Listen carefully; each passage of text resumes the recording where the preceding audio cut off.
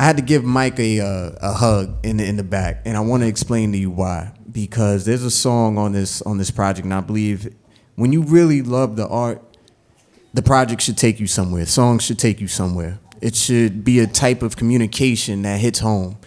And he has a song called Motherless.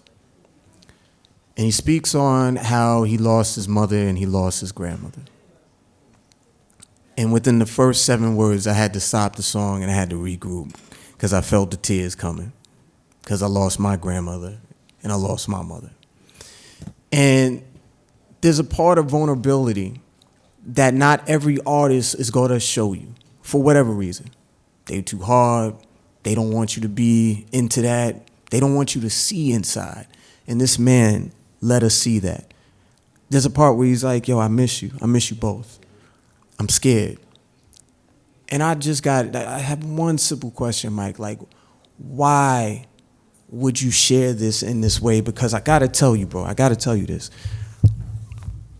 I haven't felt those feelings. It could be a certain movie that'll come on and it won't make any sense for me to cry, but I cry because I feel something because of that moment. This right here, it wasn't just a moment, it was a whole song. What made you share like that for this song right here?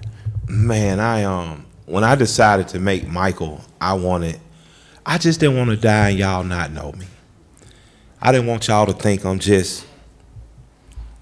I'm not a prostitute for a political campaign.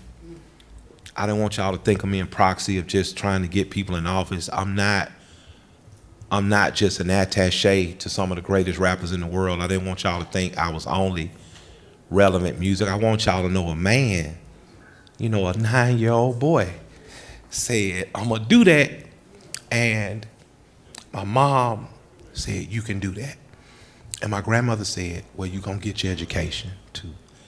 And I was on a business trip with Run the Jewels when my mother died, and I was on a plane, and y'all hear me rap about Sleepy a lot. It's been one of my best friends since we met at 7 years old, gambling in a church, doing summer camp. Like, this is all American boydom, right?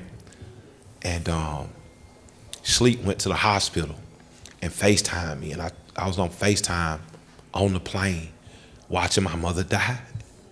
And she was smiling, and I was talking to her, and I regretted not being there. And, my grandmother and my mother were just adamant about, you're going to be a man. We don't give a fuck what happens. You're going to be the quality of men that we've had children by. You're going to be the quality of men we've married. You're going to be a man. So even now they say after you get through crying, wipe your eyes and be a man. So I never said my mother's dead. I say niece is gone. I say she transitioned. My girl got out of here on me. But I just never told her, honest to God, truth. She dead. She died. And I never forget this ridiculous ass argument we had when her mother died. Because her mom raised me. So her mom was my mom in my heart. So when her mom died, I was like, the fucking world is over. 11 years ago, Betty got out of here. Beatrice gone. And Niecy said, we in the car. What the fuck you crying for? This my mama dead. I'm like, nigga, she was my mama too. This is literally at the funeral. She said, I'm your mama. I don't give a damn if my mama did raise you. And I said, hey man, that's unfair. That's fucked up shit to say. Cause she said, I gave you to my mama. Cause my mama asked for you. You think I wanted to give my baby up? And man, she said, when I'm gone, you'll understand. And the day she fucking died, I got it. It was like the story of Solomon that my grandmother had forced me to learn in church. Solomon was a wise Hebrew king, and 2 women came before him, and they say, this child is my child. And Solomon said, well, cut the baby in half and give her half to each child, to each woman. And one woman said, no. I would rather my child be alive and raised by this woman than die and be mine. And I realized a 16-year-old girl made that decision. At 16, you are so fucking selfish that you won't give up shit. And she gave me to her mother because she knew I would have a better, more stable life. And I couldn't call her and just say, "You right." I couldn't call her and say, "I'm sorry." And I have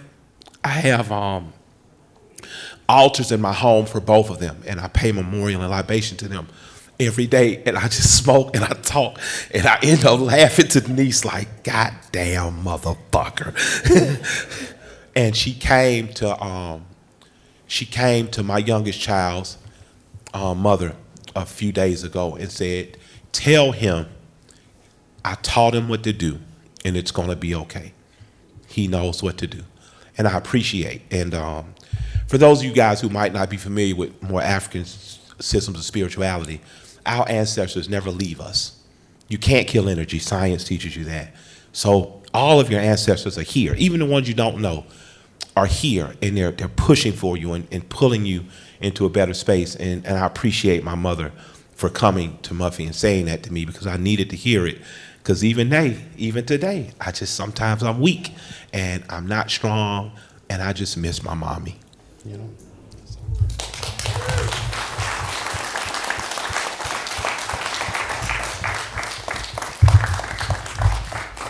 I love you, bro. I love you back, bro.